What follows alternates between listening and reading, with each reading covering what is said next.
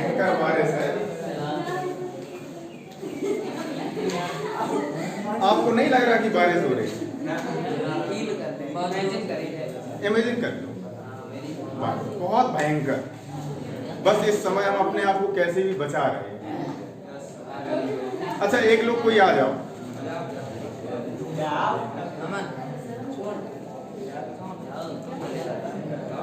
कोई नहीं, शाबाश।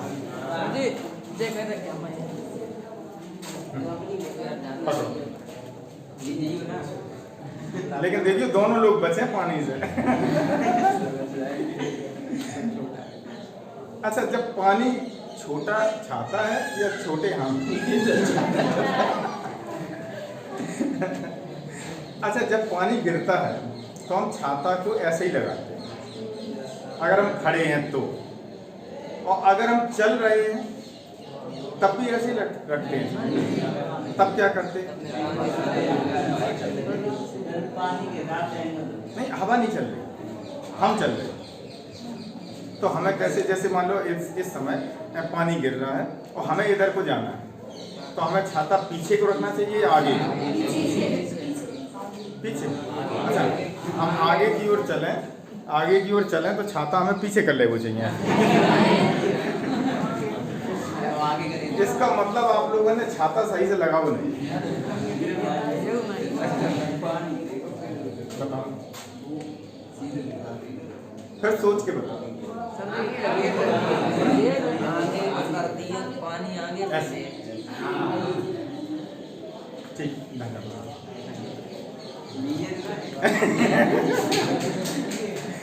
ताली बजा लो, मन हो रहा है। तो देखो, अगर हम स्थिर मतलब खड़े और पानी बरस रहा है तो पानी की बूंदें सीधे आती हैं। अगर हवा ना चल रही है तो सीधे बूंदें आती हैं, और हम बचने के लिए छाता को सीधा रखते हैं। ठीक है, अगर हवा बिल्कुल नहीं चल रही लेकिन हमें चलना है, तो हमें अगर आगे की ओर चलना है तो हम अपने छाते को कुछ झुका लेते हैं, झुकाते हैं। शायद इसी वजह से आपने देखा होगा, पानी जब बरसता है, अगर हम साइकिल से जा रहे हैं तो हम क्या करते हैं, अपनी या तो गर्दन झुका लेते हैं जिससे पानी की बूंदें सीधे आंखों में ना गिरे, और हम पीठ बच जाती है और आगे का हिस्सा जो है पूरा भीग जाता है। ऐसा महसूस किया कभी? तो अगर बूंदें सीधी गिर रही हैं तो हमें पानी से जितना हम आगे भीगते हैं उतना ही पीछे भीगना चाहिए। लेकिन जब हम गतिमान होते हैं तो ऐसा नहीं होता है, हमारा आगे का भाग ज़्यादा भीगता है, पीछे का कम। लेकिन इसी वजह से हम क्या करते हैं, छाता लगाते हैं।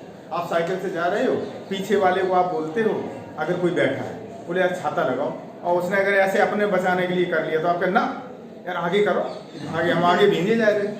ऐसे ही तो चलता है। आगे भीगने के लिए हम क्या करते हैं, झुकाते हैं।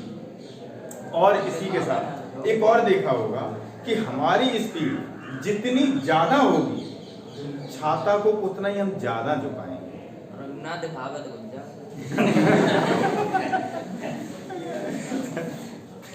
हम वो तो सही बात है, लेकिन फिर भी हम छाता को उतना ही झुकाते चलते हैं और अपनी स्पीड बढ़ाते जाते हैं। करते हैं ऐसा?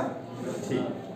अगर आप खड़े हैं लेकिन हवा चल रही है और हवा के साथ पानी गिर रहा है, ठीक है, और हवा चल रही, मान लो कि हवा इधर की ओर चल रही है, तो पानी जो है पीछे की ओर आएगा, हमारे आगे से पीछे की ओर जाएगा पानी। तो हम छाता को अब ऐसा नहीं रखेंगे, अब हम आगे करेंगे अगर हम स्थिर हैं, ठीक है। और अगर हम पानी इधर की ओर जा रहा है और हम गतिमान हैं इधर की, तो फिर हम क्या करते हैं, फिर हम छाता को झुकाने लगते हैं और फिर ज़्यादा झुकाने की कोशिश करते हैं। तो दो चीज़ें हैं यहाँ पर अब तक की चर्चा में आप समझे होंगे। एक तो छाता को झुकाने का मतलब एंगल, कोण क्या है हमारा, पहले तो ये जानकारी होनी चाहिए। अभी तक तो हम हमेशा ऐसे ही छाता लगा लेते, पानी ज़्यादा गिर रहा हो तो ऐसे कर लो, कम हो रहा हो तो नहीं ऐसे कर लो। लेकिन आज हम अब पढ़ेंगे कि हमें कितने कोण पर छाता को झुकाना होगा, पहली बात। दूसरी, स्पीड पे कोण निर्भर करता है कि कितने कोण पे हमें झुकाना है। तो स्पीड, दो चीज़ें आज हम इसके बारे में अध्ययन करने वाले हैं कि जब पानी बरसता है तो हम जब छाता को लगाते हैं तो हम एक कोण और एक वेग, दो चीज़, कोण थीटा और वेग v, इन दो के बारे में हमें, इसे हम इस प्रकार के न्यूमेरिकल को कहते हैं रेन एंड मैन, रेन, ठीक है। और इस प्रकार की प्रॉब्लम को समझने के लिए अब आइए थोड़ा सा इस पर चर्चा जरूर कर लें। छाता को रख दें जिससे आपको दिखता रहे का नहीं है। तो देखो रेन एंड मैन प्रॉब्लम कैसी होती है। अगर पानी गिर रहा है, ठीक है, अगर पानी गिर रहा है और आप यहाँ पे खड़े हैं, अब हमें देखो आदमी बनाना तो आता नहीं, तो हमने ऐसे ही मान लिया कि ये छाता है ये मान लो हम आप खड़े कोई एक और पानी गिर रहा है, तो पानी अगर नीचे की ओर गिर रहा है तो हम छाता को क्या करेंगे, इसी के ऊपर ऐसे लगा देंगे, ठीक, इस पोजीशन में छाता को लगा लेंगे। अच्छा, लेकिन अगर हम गतिमान हो जाएं, तब छाता को हमें ऐसे नहीं रखना। तब हमें किस कोण पर रखना है, इसको समझने के लिए आप यहाँ समझें कि मान लो यहाँ पे हम मान लेते हैं कि जो वर्षा की बूंदें हैं मीटर प्रति सेकेंड, और ये हमने कर दिया 4 मीटर प्रति सेकेंड। आप जो है, जो मैन है वो यहाँ पे है और ये रेन इधर की ओर गतिमान है। तो ऐसी स्थिति में जो रेन की चाल है, रेन हम लिख रहे रेन की चाल और कहे के मैन के साथ, तो ये जो कितनी होगी, तो इसके लिए हम क्या करेंगे, रेन की चाल वेक्टर लगाएंगे, रेन की चाल माइनस मैन की चाल, ठीक है, रेन और मैन दोनों हो गया। अब यहाँ पे अगर इस हिसाब से हम चित्र बनाएं तो चित्र क्या होगा, देखो चित्र से आपको पता चल जाएगा कि हमें छाता किस दिशा में लगाना चाहिए। पानी नीचे की ओर गिर रहा है, वर्षा की बूंदें नीचे गिर रही हैं, ठीक है, और हमने ये मान लिया कि ये मूल बिंदु है, ये वर्षा की बूंदें हैं, तो जिनकी चाल है बी आर नीचे की। आप इधर की ओर चल रहे हैं, लेकिन ये माइनस डायरेक्शन क्या प्रदर्शित कर रहा है कि आपको अपनी चाल इस दिशा में लिखनी है। इसका मतलब ये समझ लो कि जब भी हम अपने सापेक्ष वर्षा की बूंदों को देखते हैं तो सदैव वर्षा की बूंदों की चाल में आपकी चाल उल्टी जुड़ जाती है। आप इधर की ओर जा रहे हैं और वर्षा की बूंद की वजह से आपकी चाल विपरीत दिशा में जुड़ गई। आप इधर जा रहे हैं, आपकी चाल इधर होगी।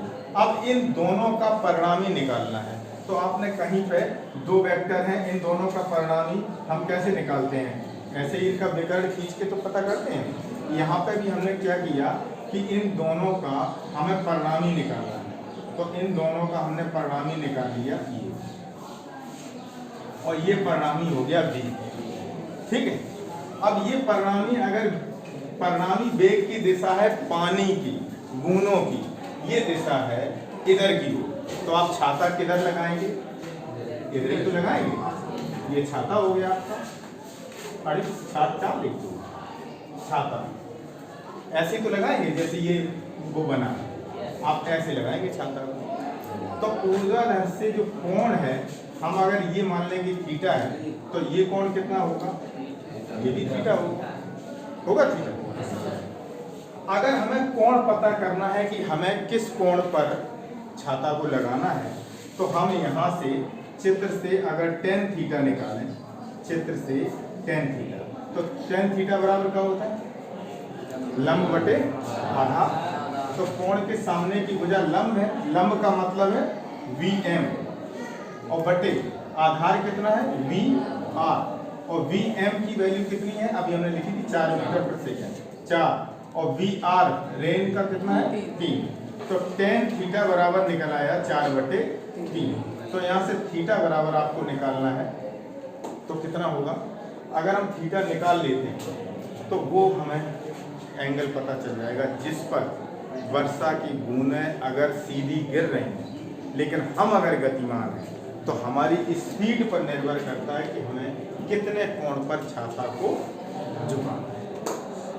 ठीक है, ये हमने एक पोजीशन की चर्चा करी, कल हम दूसरी पोजीशन की बात करेंगे। ठीक है, तो आज के लिए धन्यवाद।